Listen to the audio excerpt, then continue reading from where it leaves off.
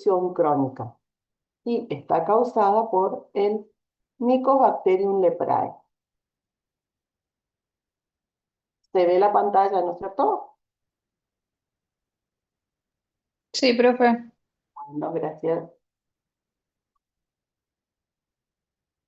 ¿Qué tipo de microorganismo es? Es un bacilo ácido alcohol resistente cuyas manifestaciones clínicas incluyen manifestaciones cutáneas, los nervios periféricos, en las vías respiratorias altas las mucosas y la mucosa ocular. Es una enfermedad que, detectada a tiempo, puede curarse con un tratamiento adecuado y evitarse las lesiones que puedan llegar a dar alguna discapacidad.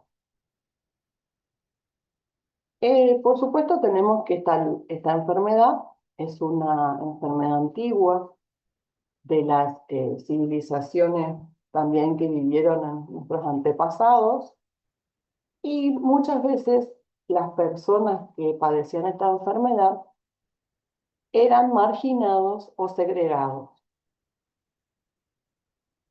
La evolución de los tratamientos, por supuesto la terapéutica, fue cambiando en la evolución del tiempo. En 1940 se trataba con una droga llamada Dapsona y luego fue cambiando. Lo que pasa es que el paciente, como el tratamiento era demasiado largo, eso también dificultaba los controles y el tratamiento afectivo. En 1960, algunos pacientes, gracias a la incursión del Mycobacterium leprae, sufrieron resistencia a este fármaco. Pero la Dapsona era el único medicamento que descubrieron que se podía tratar. Pero después probaron la efectividad de la rifampicina y la clofazimina. Y entonces hicieron un tratamiento multifactorial, multimedicamentoso, con estas tres drogas: la Dapsona, la rifampicina y la clofazimina. En la OMS, en 1981, tomó este tratamiento multimedicamentoso y recomendó el siguiente esquema de administración de los 2 o 3 fármacos. La combinación de los 3 fármacos elimina al Mycobacterium leprae, o sea, al agente patógeno, y tiene una evolución hacia la curación del paciente, ¿sí? Si bien nosotros sabemos que la lepra es un problema que es de difusión de la salud pública, tenemos poca casuística porque en los últimos 20 años se han tratado muchos pacientes y esto ha evolucionado hacia una situación más favorable de la menor incidencia de casos de esta enfermedad. Entonces, la lepra pretende ser erradicada, todavía por supuesto no se está logrando, y la OMS presentó diferentes esquemas para, a nivel mundial por supuesto, para erradicarlo, ¿sí? En el pilar 1 tenemos una estrategia que involucra gobierno, las coordinaciones de salud pública y las alianzas con otras organizaciones no gubernamentales. El pilar 2, tratar de detener el avance de esta enfermedad y las consecuencias que pueda llegar a tener, o sea, las discapacidades que puede llegar a tener el paciente como consecuencia de las afecciones en las diferentes partes de la economía. Y en el pilar 3 tenemos que, hablábamos al inicio de que el paciente era marginado por el padecimiento de esta enfermedad. Eso tendría que aplicarse una política de inclusión, ¿sí? Decíamos que también se quería erradicar la lepra, o también el Mycobacterium leprae también se denomina bacilo de Hansen, ¿sí? ¿Qué queríamos evitar? Las posibles consecuencias de las disfunciones o las alteraciones que puede llegar a tener el paciente que está afectado de lepra, ¿sí? En realidad, la casuística no es muy alta. Las alteraciones que puedan ser discapacitantes van entre un caso por cada millón. Y también a nivel gubernamental, que estas políticas puedan avanzar y favorecer al tratamiento terapéutico de la enfermedad. Tenemos diferentes tipos de lepra, ¿sí? Vamos a empezar por la clasificación de la lepra indeterminada. Vamos a ver en la piel, fíjense en la diapositiva, vamos a ver que tiene máculas, ¿sí? Estamos señalando aquí a nivel cutáneo, ¿sí? En este caso, a nivel facial. Fíjense que son hipocrómicas, como lo describe, y también puede aparecer este tipo de lesiones en las otras partes de la cara, en los glúteos, lo que les da son lesiones que al paciente le da sensación de frío y no, son bien resistentes, hipoestésicas, ¿sí? Al calor y al frío. En este caso, las alteraciones nerviosas no están afectadas, los órganos internos no están afectados, y cuando evoluciona, puede evolucionar hacia otra forma de lepra, que eso las vamos a ver, o puede llegar a curar espontáneamente. Si nosotros le hacemos un análisis del bacilo de Hansen a este tipo de lepra, no va, o sea, va a resultar negativo, ¿sí? A la lepromina puede ser ambos positivo o negativo. Y en realidad esta parte no nos compete a nosotros porque nosotros tratamos la parte clínica.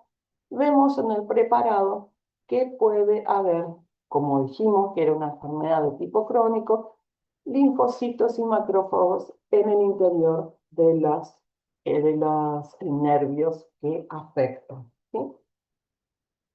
¿Estamos hasta acá, chicos? Si por ahí les queda alguna duda, me avisan, o si no, pueden preguntarme en la facultad, no hay problema. Anoten sus dudas y después me las preguntan. Yo estoy en la clínica B, del lado de los vidrios, no del lado de la pecera, como le dicen ustedes. Bueno, seguimos.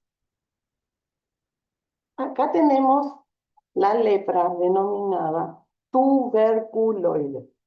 Fíjense que acá a nivel cutáneo vamos a tener manchas que fíjense que son eritematosas y también hipocrómicas, ¿sí? Fíjense las dos formas. Hay eritematosa y hay hipocrómica, ¿sí? Fíjense que los bordes están bien definidos, que no son simétricas. Puede llegar a dar, por ejemplo, a nivel de la cara, alopecias. Acá sí vamos a tener que el paciente va a tener alteraciones nerviosas, como una cierta anestesia. Puede llegar a tener inflamación a nivel de los nervios, por supuesto, dando una neuritis o una parálisis, y también lesiones a nivel de tejido óseo. que son neurotróficas, y puede haber una osteolisis.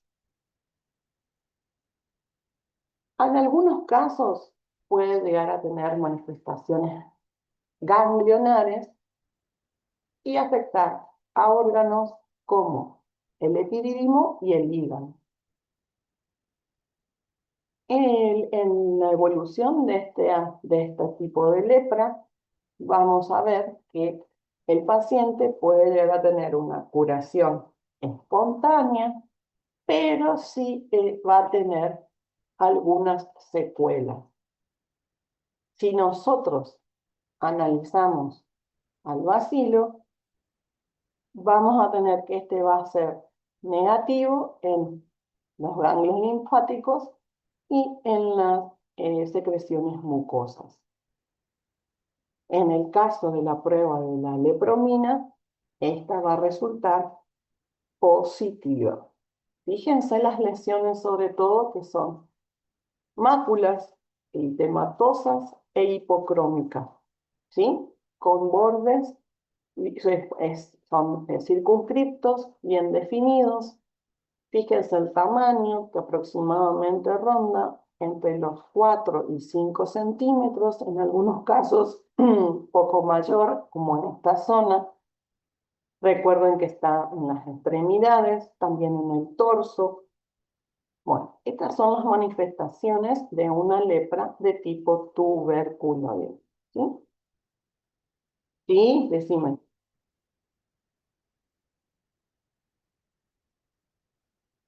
Fíjate, mira. Fíjate que acá está. Esta es una hipocrómica, ¿sí? Y esta es la eritematosa. Fíjate el contraste. Hipo significa y disminuye. Y croma color, ¿sí? Que no, fíjate que son dos lesiones diferentes, ¿sí? Dale.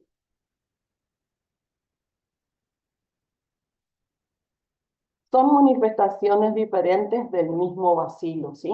Fíjate que la que nosotros habíamos visto, la indeterminada, eran solo hipocrómicas. Depende de la proliferación del bacilo y de dónde se ubique, ¿sí? Es la reacción del sistema inmunitario del paciente. ¿Verdad? Bueno, acá entonces tenemos la lepromatosis, ¿sí? En este caso no conseguimos muchas casos clínicos, pero sí vemos que vamos a tener la fase del paciente a nivel cutáneo que se denomina fase leonina. Leonina, ¿por qué? Porque vamos a tener engrosamiento de la oreja y la nariz. O sea, cara de león tiene el paciente, ¿sí?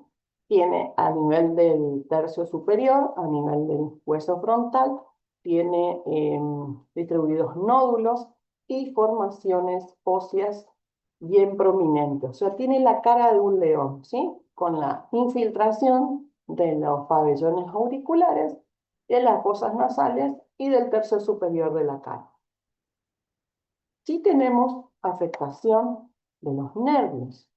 Y ahí tenemos también que en las mucosas internas vamos a tener diferentes infiltraciones, lo que nos va a dar a nivel bucal, glositis, a nivel de las mucosas nasales, rinitis, faringe también está afectada, faringe y laringe, con una faringitis, laringitis, puede llegar a haber disfonía, proliferación de los órganos internos, también manifestaciones linfáticas, la mucosa del ojo, ¿sí?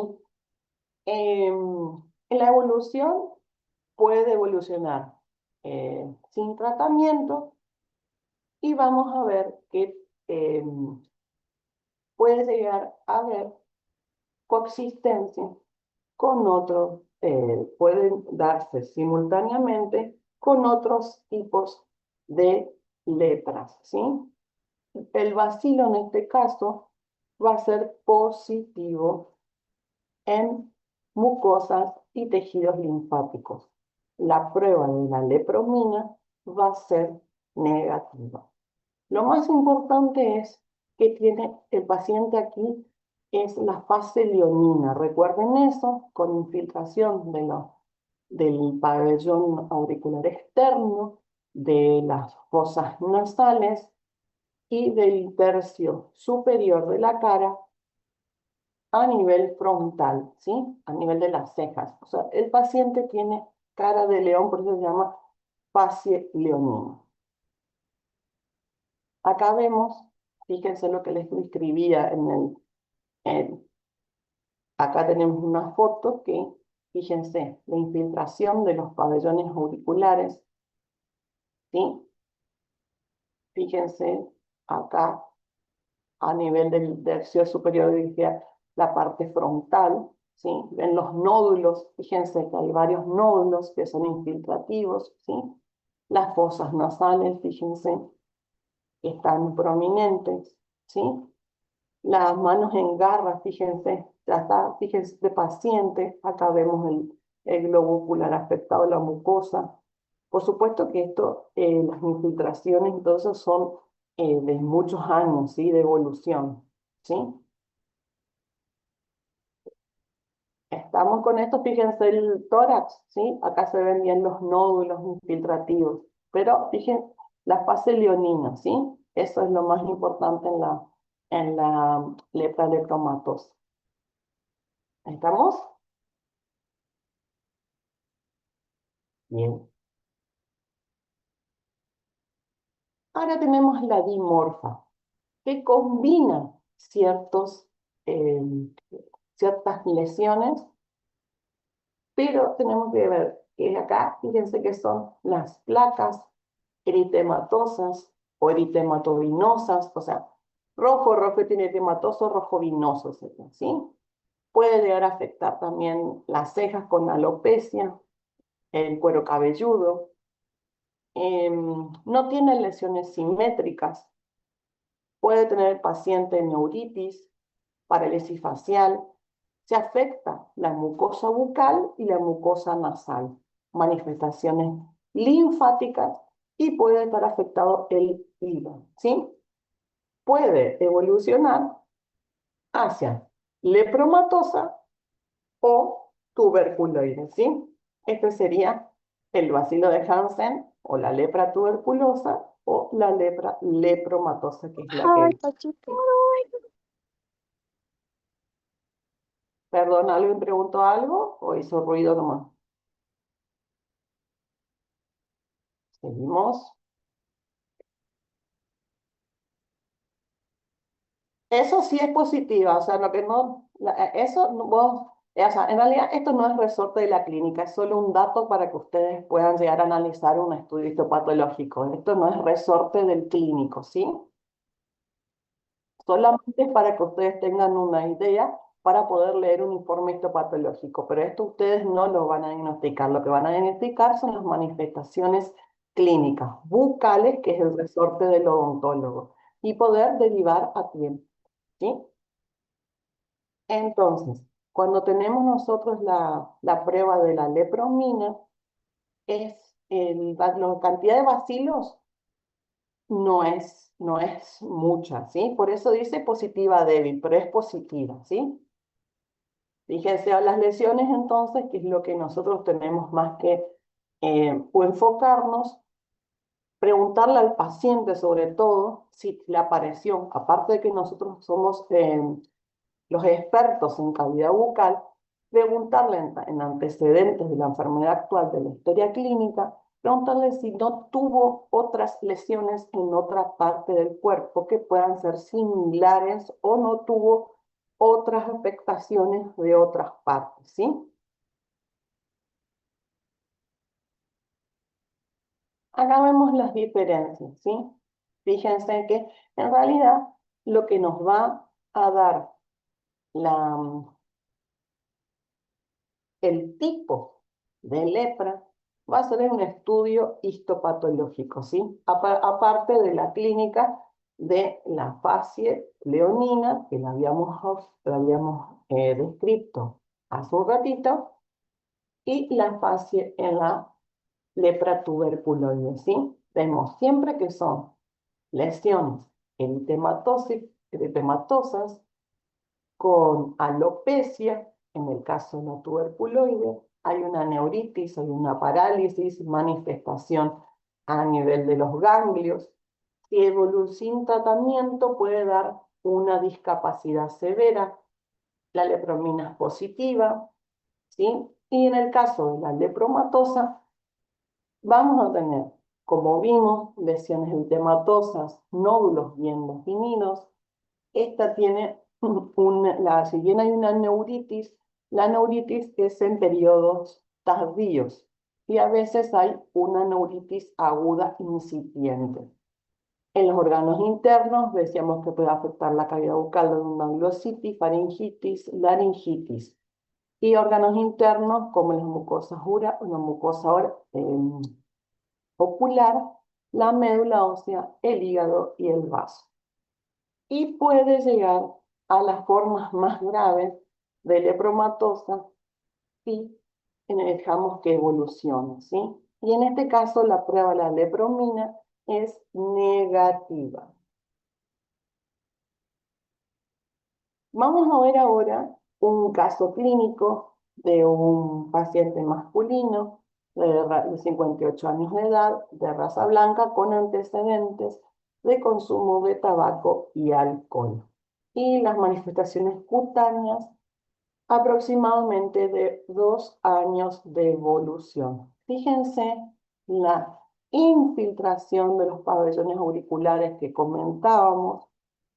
Tienen nódulos, fíjense acá, son nódulos que pueden llegar a tener una coloración rojiza violácea, ¿sí?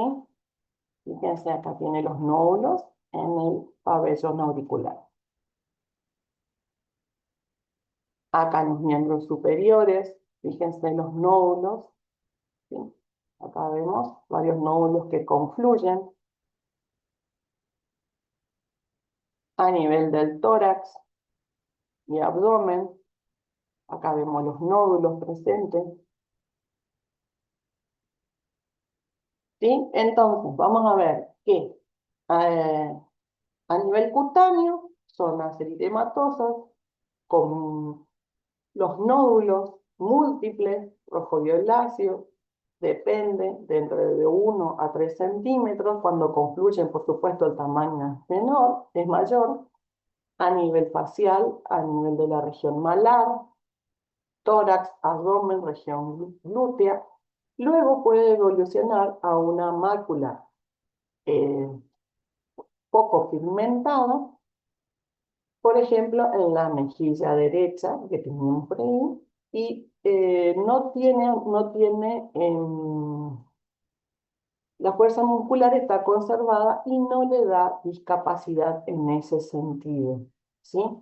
Y podemos ver que el plexo cervical superficial, en su rama auricular, puede llegar a estar engrosado, ¿sí? Haciendo las pruebas de laboratorio, se diagnostica. Por supuesto que esto decíamos que tenía 2 años de evolución. Por lo tanto, esto es un diagnóstico tardío, ¿sí?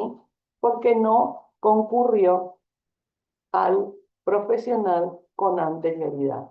Se le indica, por supuesto, estudios complementarios como un hemograma completo donde no se ven datos relevantes, pero sí la vaciloscopía y al realizar una biopsia incisional, esta resultó positiva para el bacilo de Hansen. Bueno, decíamos que teníamos el tratamiento multimedicamentoso, que en realidad nosotros solamente tenemos que derivar, como les comentaba su compañero, al profesional correspondiente. Nosotros somos solo parte de un equipo multidisciplinario donde nos enfocamos a nivel de la cavidad bucal, pero sí tenemos que saber diagnosticar las lesiones para poder tener una derivación oportuna y que el paciente no sufra alteraciones que puedan afectar su funcionalidad. Estamos hasta acá. Sí, sí, la verdad que es difícil de ver. Nosotros tuvimos en la cátedra un paciente hace muchísimos años que fue el único que lo vimos en vivo y en directo en la clínica, que son, en realidad no se ven así con tanta fidelidad, por decirlo, con tantas lesiones múltiples. Lo que vemos son lesiones muy aisladas y no se ve casi porque eh, el caso, recuerdan que era eh, uno por millón, así que imagínense que no es fácil de encontrar. Y lo que más se puede llegar a diagnosticar es la parte de las alteraciones faciales, pero ya en periodos tardíos, o sea, no son, las lesiones faciales no son incipientes. Y sí, ahí los nódulos son los mismos. Manchas, nódulos, las lesiones son similares, ¿sí? El paciente tiene ese tipo de lesiones. ¿Estamos? Seguimos con, bueno, seguimos entonces con tuberculosis.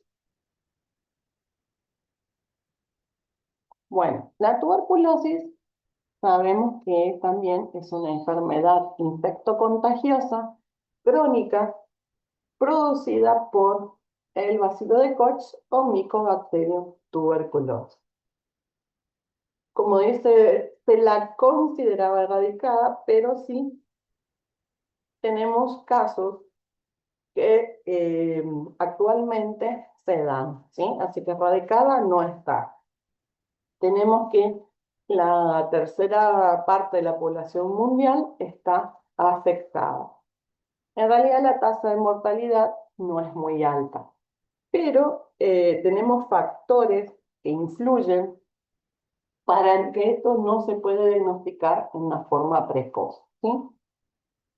La falta de recursos económicos y accesos a la atención de los servicios de salud. No, como el paciente no le duele, no le molesta, le da alguna secreción, afectación de los aparatos respiratorios, no lo toman, no ven la dimensión o no lo toman como importante esos síntomas, lo toman como banales. Y la falta también de los recursos de laboratorio para realizar un estudio adecuado y diagnosticar esta enfermedad. Bueno, en cuanto a etiología, tenemos que puede afectar al ser humano, puede haber una parte que la puede transmitir el ganado vacuno. em, este puede llegar a transmitírsela al hombre y también tenemos o tuberculosis de tipo aviar, pero esta no afecta al ser humano, ¿sí? Solo para completar, tenemos otras cepas que pueden estar relacionadas, como el africanum, avium, ulcerans, ¿sí? La avium intracelular, por ejemplo, se puede dar en pacientes HIV positivos, ¿sí? ¿Cómo se va a transmitir esta enfermedad? Puede ser en forma directa o indirecta. Directa es cuando el paciente afectado por esta enfermedad espera y tiene, por ejemplo, tiene tos o secreciones nasales y entonces elimina gotas de flujo, ¿sí? Y el, la persona inmunocompetente está cercana al paciente afectado e inhala estas gotas de flujo. Por supuesto, se tienen que dar otras condiciones y va hacia las vías respiratorias y se aloja a nivel de las mismas, provocando esta enfermedad, ¿sí? También por materia fecal puede transmitirse por la orina, esto todo en forma directa. Y en forma indirecta podemos tener polvos, objetos contaminados que pueden llegar a tener la presencia de Mycobacterium leprae e infectar al ser humano. Decíamos que el ganado vacuno podía llegar a contaminar al hombre, ¿sí? El Mycobacterium bovis, la leche vacuna contaminada, y se localiza en la faringe y en el intestino, o sea, aparato digestivo. Entonces, las vías de entrada pueden ser, como expliqué, las gotas de flujo a través del sistema respiratorio. Puede haber a nivel afectarse en la bucofaringe, el tejido linfoide, en el aparato digestivo y manifestaciones cutáneas, ¿sí? Entonces, las vías de contagio pueden ser respiratoria, digestiva o cutánea mucosa cuando, por ejemplo, esto se da generalmente en los niños por traumatismo, ¿sí? Y se descartó el contagio materno transplacental. ¿Qué vamos a ver? Nosotros, los pacientes, tenemos a nivel de los pulmones, pueden tener diferentes cavidades infectadas. Si nosotros medimos, vamos a tener 1 a 10 millones de bacilos por mililitro en las secreciones. Dijimos que cuando el paciente expele las gotas de flujo y hay alguien que está cercano, puede inhalar, pero depende del sistema inmune, que esté inmunocompetente o no, puede desarrollar o no la enfermedad, ¿sí? No es una ecuación de que el paciente está relacionado o en contacto con un paciente infectado que pueda desarrollar sí o sí la enfermedad, ¿sí? Cuando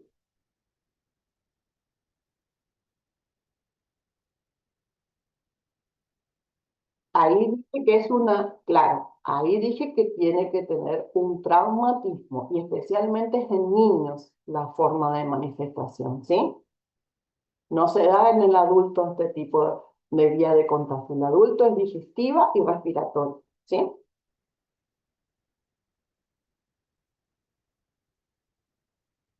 Siempre sí, vos tenés que tener en cuenta, Diego, que cualquier solución de continuidad puede llegar si bien es mucho menos frecuente, porque la vía respiratoria en primer lugar y la digestiva en segundo lugar son las vías de elección, ¿sí? Pero cuando tiene una solución de continuidad, fíjate que puede ser una contaminación indirecta por objetos contaminados, ¿sí?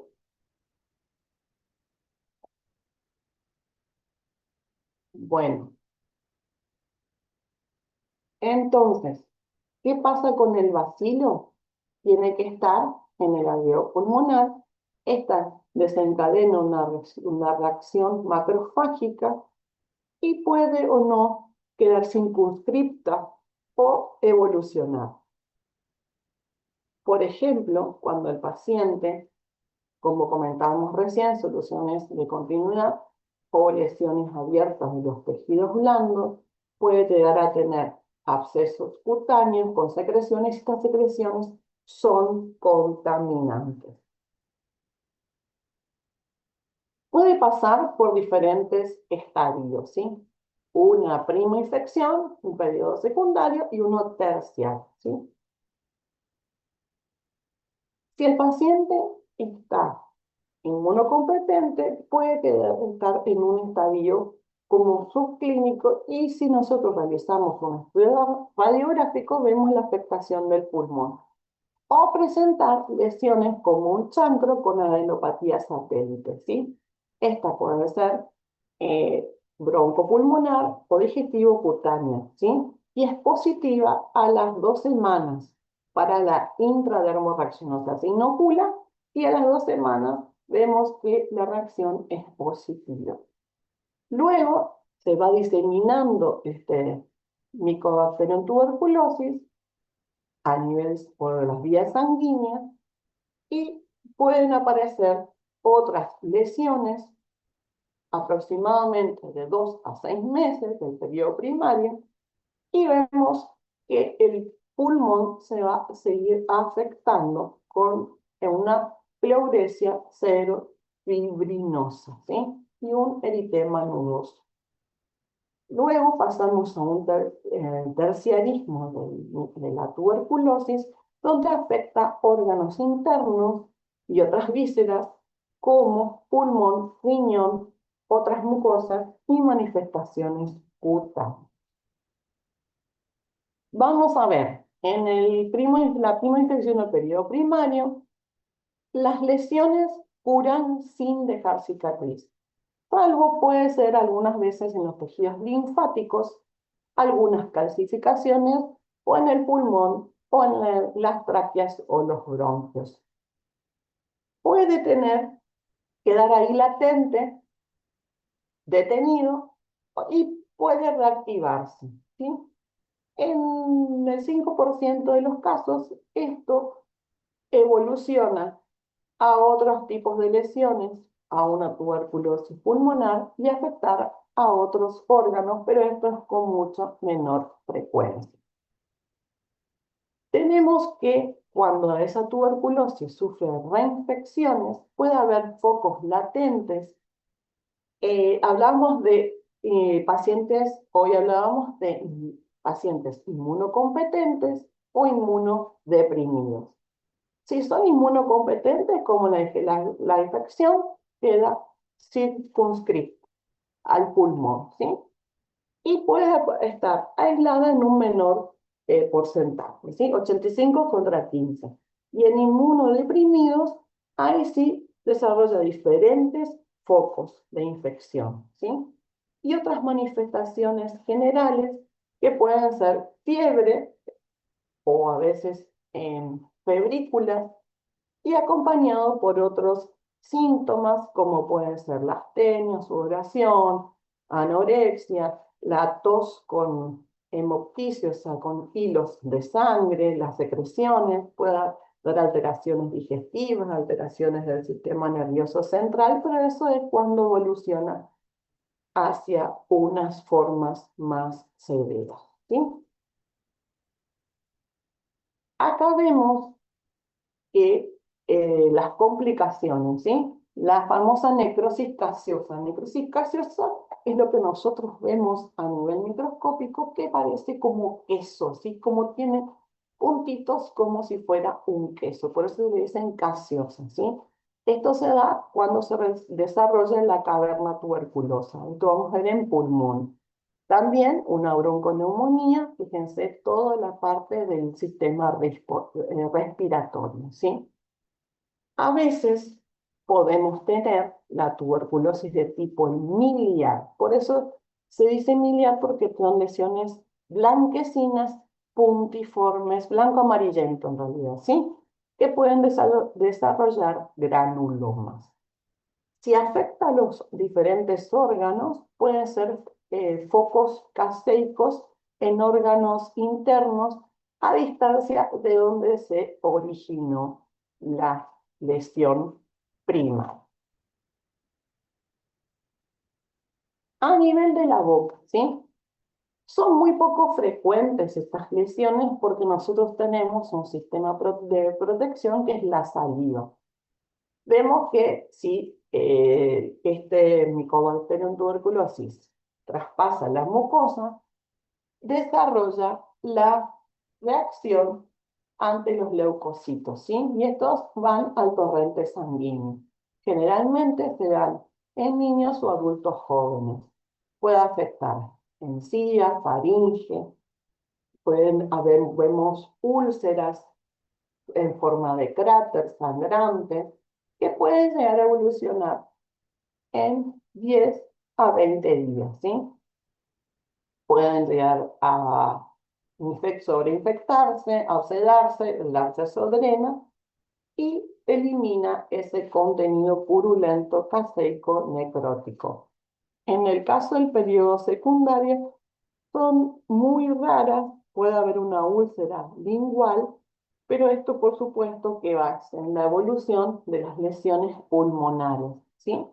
Y lo que podemos ver, por ejemplo, cuando el paciente enfermo elimina las gotas de flush y el otro paciente las inhala, puede ser que hayan erosiones, ¿sí? En las secreciones como los esputos. Vemos acá, por ejemplo, una úlcera, fíjense, esta úlcera, que ven que es crateriforme, que tiene una necrosis central, ¿sí? Con los bordes ligeramente elevados. Ven que tiene como un puntillado amarillento, eso se llama gránulos de Trelat.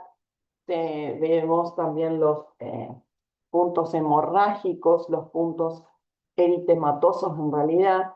Los bordes dice que están como cortados a pico, también es otra característica de la úlcera de origen tuberculoso. Y también vemos que esto no está adherida, generalmente tiene un tamaño variable, pero no aproximadamente de 1 a 4 centímetros como máximo, no es tan extensa, ¿sí? Y el borde sañoso significa como un fondo sucio, ¿sí? Sañoso es. Acá vemos otra en cara dorsal de la lengua, acá observa, fíjense, otra característica clínica, o acá en el borde, fíjense que es otra forma de presentación, ¿sí? Siempre la misma lesión, la úlcera lingual o úlcera tuberculosa, ¿sí? Puede tener el paladar, si bien esta foto no es muy fiel, pero sí ven el infiltrado extenso del paladar duro, tercio anterior, tercio medio y posterior, ¿sí? Hacia la zona posterior de la cavidad bucal, ¿sí? Por supuesto que ya estas lesiones bucales son la evolución de la enfermedad y previamente ha tenido el paciente lesiones respiratorias pulmonares y fue evolucionando la enfermedad. Por ejemplo, acá puede ser de tipo cervical, fíjense que es una niña. Eh, También puede presentarse en diferentes formas la tuberculosis en cabeza y cuello, desde acuerdo a la manifestación clínica de la lesión elemental. Por verrugosa, por supuesto, la lesión elemental va a ser verrugosa. Vegetante, la lesión vegetante, ¿cómo es? El goma tuberculoso, que ustedes saben que como el goma pasa por los periodos de crudeza, reblandecimiento, ulceración y cicatrización. ¿Sí? ¿Estamos ahí? Y es lo que hablamos ahí de escrófula, que es una linfadenitis cervical micobacteriana. Linfadenitis cervical micobacteriana, que afecta a los ganglios linfáticos del cuello, ¿sí? Entonces le repito, ¿sí?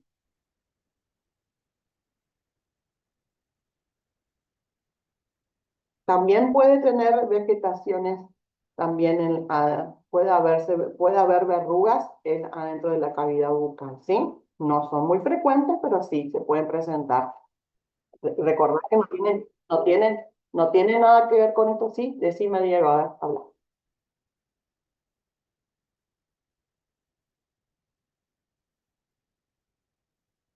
Y son diferentes.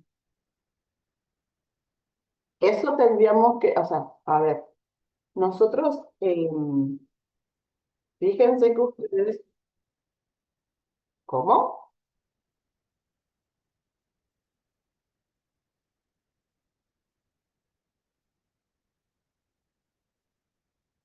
Bueno, te propongo algo. Vos me investigás y lo hablamos personalmente ahí en la clínica, ¿sí? Con fotos y vamos a ver que no tiene, que pueden ser parecidos, pero no son iguales, ¿sí? Porque eso lo tendrían que saber ustedes porque las lesiones elementales primarias y secundarias, eso sí están estas dos lesiones bien, ¿sabes?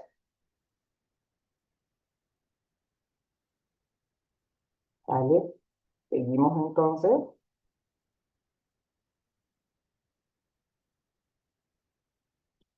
Hablamos del lupus tuberculoso, ¿sí? Fíjense que afecta la parte, fíjense que estas son las fosas nasales, ¿sí? Fíjense que está destruido el tabique, lesiones cutáneas en la cara, color pardo rojizo, ¿sí?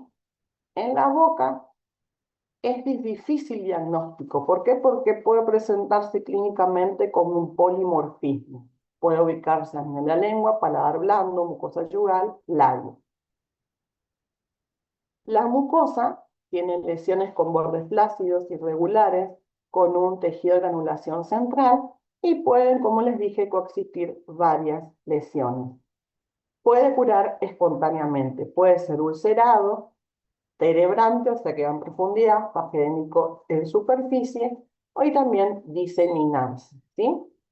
La escrófula que habíamos hablado que afectaba a los ganglios linfáticos, ¿sí? Es la forma más común de la tuberculosis cutánea en niños y adultos, ¿sí?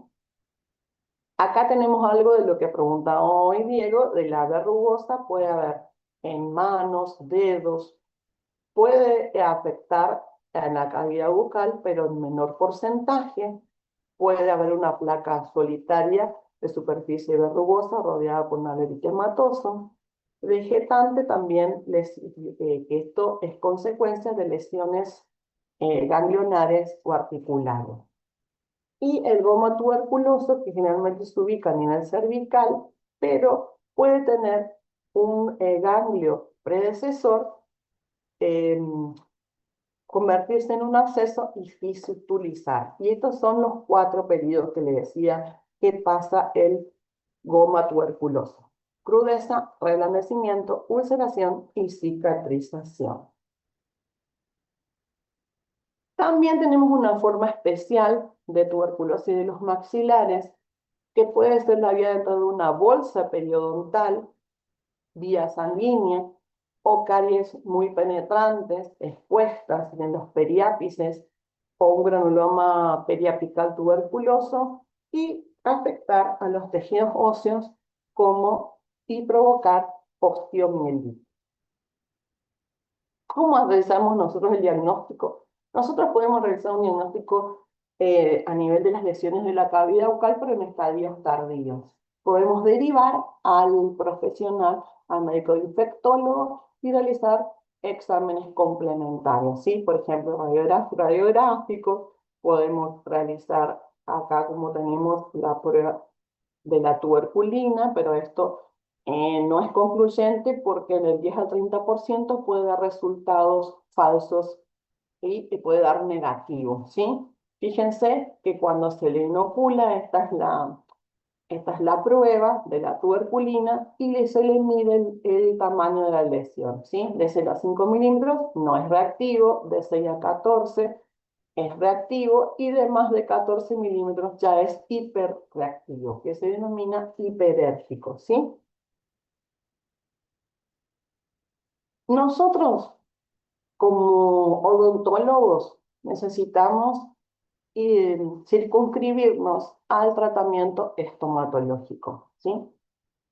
Como sabemos que se transmite de persona a persona y excepcionalmente la tuberculosis, las lesiones bucales, como les dije, que estos son consecuencias de la diseminación del Mycobacterium tuberculoso.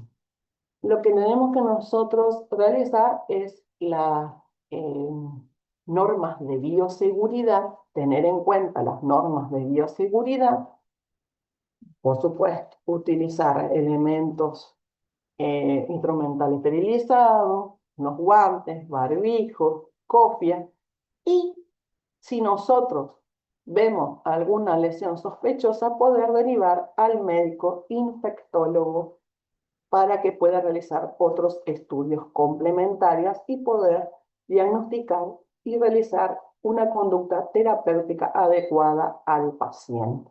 Esto solamente es para datos.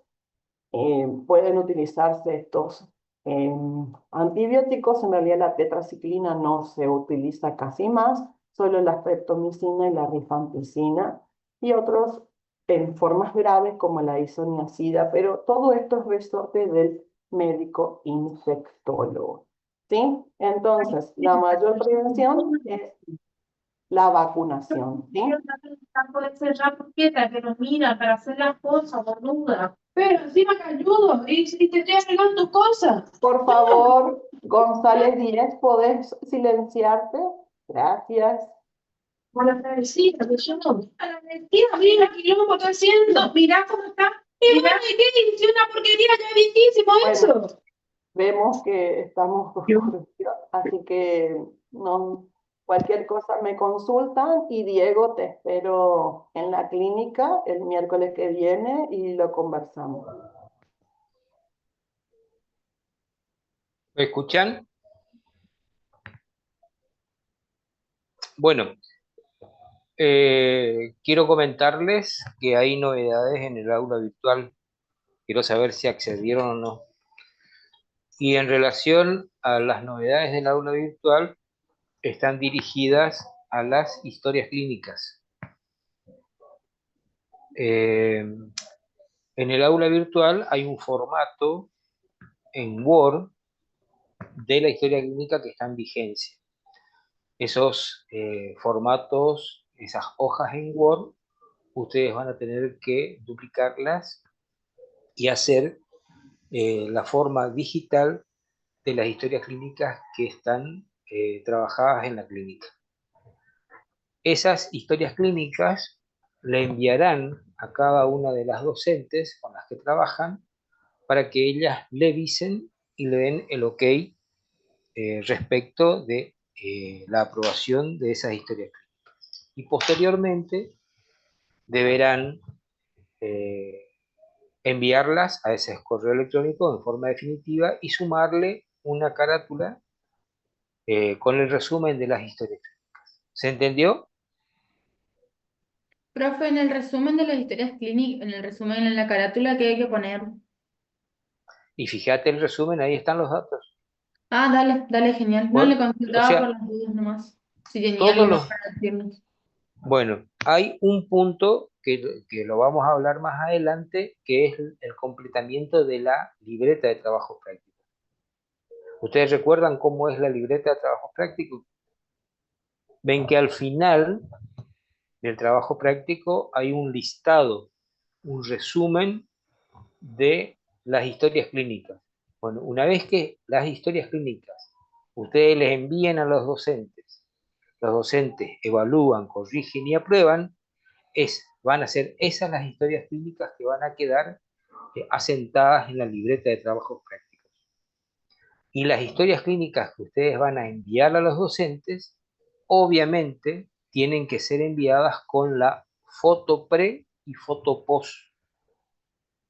Si la lesión fue tratada en la clínica, tiene que tener una foto post. Y si el caso fue derivado, alcanza con la foto preoperatoria. ¿Me entendieron hasta ahí? Sí, profe. Bueno, perfecto. ¿Queda alguna duda al respecto?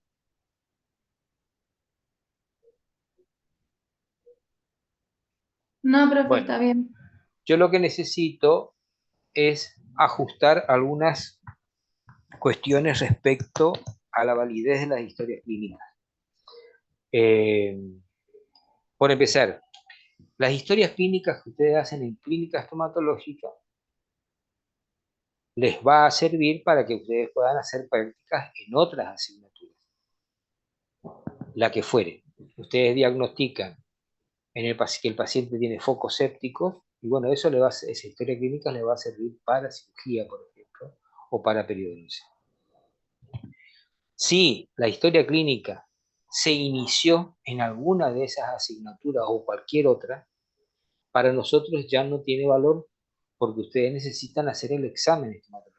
Quiere decir que el examen estomatológico ya lo hicieron en otra asignatura y nosotros no nos vamos a poner en evaluadores de las actividades que hacen otra asignatura o unidad curricular. Por lo que sí les aclaro es que las historias clínicas que ustedes realizan y que tienen el visado, el primer visado y el segundo visado, deben ser los visados de los docentes de la asignatura. Y esas historias clínicas ustedes después la podrán ocupar en otras disciplinas. Me parece fantástico. Pero al revés no. Así que quedó claro esa salvedad. Bueno, perfecto. Si tienen que hacer alguna pregunta, háganla. Y si no, que tengan buen fin de semana. Gracias, profe, igualmente, nos vemos. Bueno, hasta luego.